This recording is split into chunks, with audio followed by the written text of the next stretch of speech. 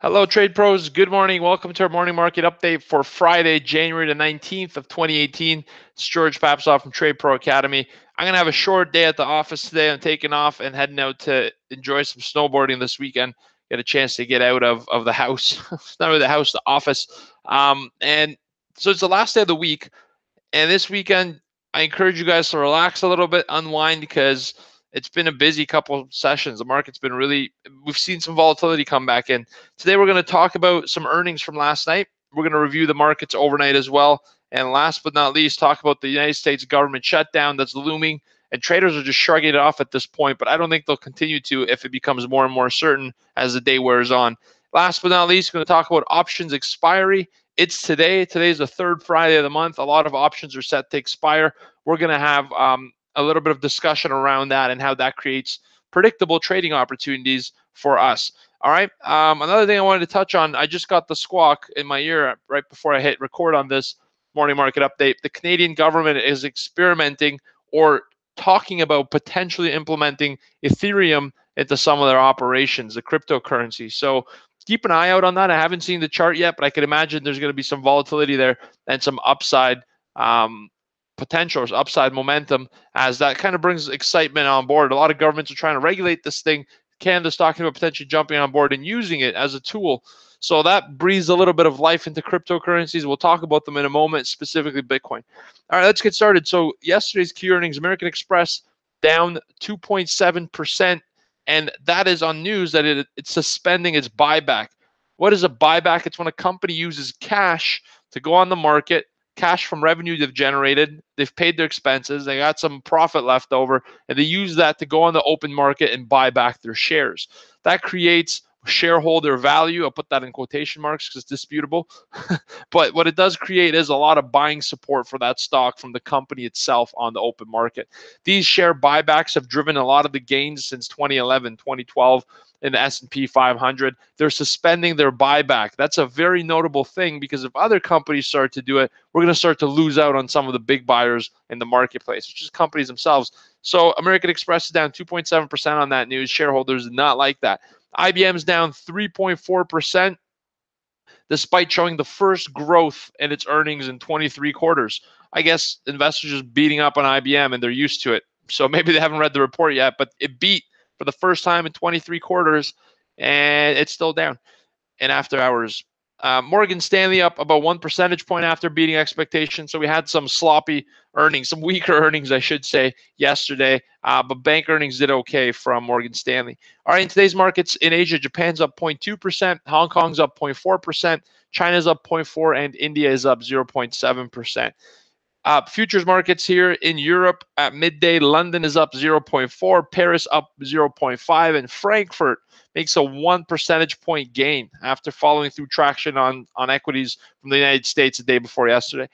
Futures here in the United States, Dow Jones up 0.4%, so half a percentage point gain. S&P's up 0.3%, and NASDAQ is up 0.5% before the opening bell. So we're getting some bullish momentum. And the one thing that could offset this bullish momentum is this potential government shutdown that we'll talk about in a moment. On today's news calendar, you can't do cuts on a YouTube Live. A lot of pressure. Just got to dab the forehead, all the sweat. Just kidding. In markets today, the big things that you got to watch for 1 p.m. is Baker Hughes. They're going to announce the rig count. We talked about why that's important for oil and yesterday and the day before his morning market updates, because the U.S. is stealing market share from OPEC, while OPEC is the one that's responsible for driving a lot of the price gain. So that's a very close number that a lot of oil traders watch. You should as well, 1 p.m. Eastern time. All right, let's talk about the big thing here of the day. So markets are shrugging off a lot of this for the most part, but the U.S. government could shut down within 24 hours. Here's the numbers. Yesterday, the House passed a short-term funding bill up until February 16th of this year. So that means that the government could operate for another additional month as they sit down and try to pass a longer-lasting budget. So that's what they have to do. But because they can't pass a budget, they want to kick the can down the road and say, let's give ourselves another month to negotiate. This is the third time this is happening. It's not new. It's not a surprise. But this time, they ain't playing by the same rules. They're saying enough is enough. Here's what's going on.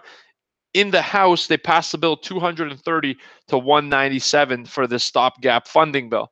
All right. And the attention now goes to Senate, where Republicans don't feel they have enough support. In fact, there's a lot of commentary coming out that they will not pass it in Senate. If they do not pass this bill in Senate by the end of today, what happens is effectively the U.S. government starts to shut down as of tomorrow morning. What does that mean? The U.S. government is a massive branch. It's not, the whole government's not going to shut down, but they're going to start to shut down operations in certain departments, all right, certain areas, because there isn't enough funding to pay the bills. So what does that mean? At the beginning, not much. There is a tone of weakness over this period. As government shut down, equity markets have tended to underperform, but it will become more important the longer that it stays shut down, because it will come to a part where some of the vital organs will start getting shut down if there isn't enough funding.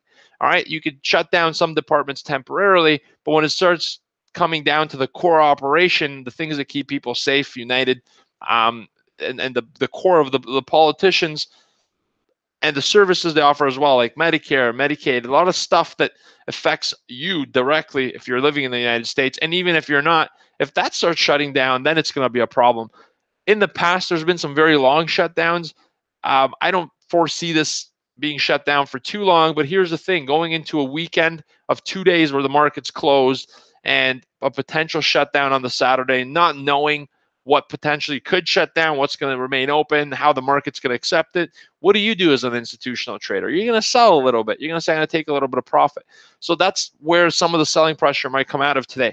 So I'm bullish, but I'm not an optimistic bull. I'm a bull because I have to be with momentum. I still think the next move, the next sharp move is going to be to the downside. However, I'm not going to get butchered with that bias, because a bias doesn't make me money. Trades do. All right. I have no problem jumping on board with the bullish momentum. I just see it as a bit of a topping out point at the moment, and this government shutdown that's looming could have a massive impact. So pay attention and listen. All right. The Senate has to pass this bill. If it doesn't, we're starting to shut down. The market will most likely react to that. That being said, Donald Trump tomorrow celebrates his inauguration anniversary, and he said that in that time period, $6.9 trillion has been added to the stock market. So that's a pretty notable fact. Let's talk about options expiry. Today, the third Friday of the month, options expire. What do they expire on? Stocks in the United States, indices, and options on futures. So all options that are monthly listed or a monthly series will expire today. So what does that mean? If you have open trades on those options, you're going to have to shut them down.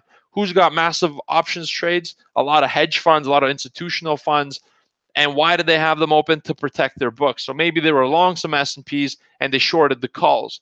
Well, if we get close to that level where the calls are, guess what's going to happen? There's going to be a run of buy stops above that level, because if you're short a call option, you got two options of what you could do. Buy back the call at a loss, which institutions don't like to do, or buy the futures to hedge your position and see how that pans out. All right. If you buy the futures, you're a buyer. If you're buying the call, you're still a buyer. Therefore, today we could have a serious long run of buy stops to close out the Friday if this government situation doesn't play out. If the government shuts down, that might be a little bit of a damper. So on a day like options expiry, expect this. Expect volatility. A lot of traders just wait for this one day, and they love this options expiry day. Personally, I don't like it as much, but I like volatility, so I do like it. So expect volatility, but expect it to be non-directional volatility. What do I mean by that? It's going to go up a little bit, then it's going to hit a resistance. It'll look like a breakout. You'll jump on board the breakout, then I'll head fake you and take your stop to the downside. Then I'll break the bottom support. It'll get you short. Then I'll take you to the upside and take your stop out again. So it's volatile, but it's a little nonsensical on option expiry days. It can be, so be very cautious. I actually urge you not to trade breakouts today. I urge you not to trade breakouts very often in this type of market, but today specifically, trading a breakout strategy could be very dangerous as you get chopped up by the market. It's happened before, believe me. I know personally.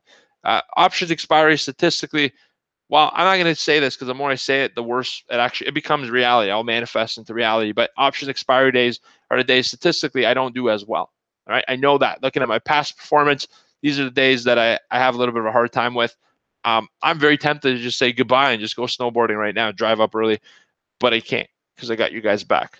What kind of a wingman would I be if I didn't get your back?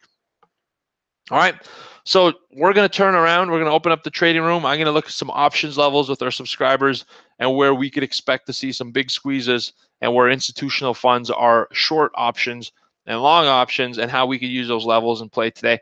I urge you guys to join our trading room. Give it a shot. We trade every day together as a group. Our TradePro family unites every morning, 9 to 11 a.m., Monday to Friday. We're going to close out the week. So thank you so much. I hope you've had a great week. Have a wonderful weekend. I'll see you all Monday morning at 9 a.m. for another morning market update. Take care. Goodbye. And thanks for watching. Please comment, like, share, subscribe. We got a lot of great content coming out. This weekend, we got 2 videos. One is coming out on how to find low risk, high probability entry points on Bitcoin and cryptocurrencies. And in fact, there's probably a good long entry coming up very soon. And I'll share that information with you on the video. So you guys have a good weekend. Thanks a bunch for tuning in. And I'll see you Monday morning at 9 a.m. Stay out of trouble this weekend, but get into a little bit. A little bit's okay. Just kidding. Take care. Goodbye. See you Monday. Ciao. All right, trade pros. Let's look at some options levels today. I think in today's market, we're going to have a big opportunity to ride out some options levels.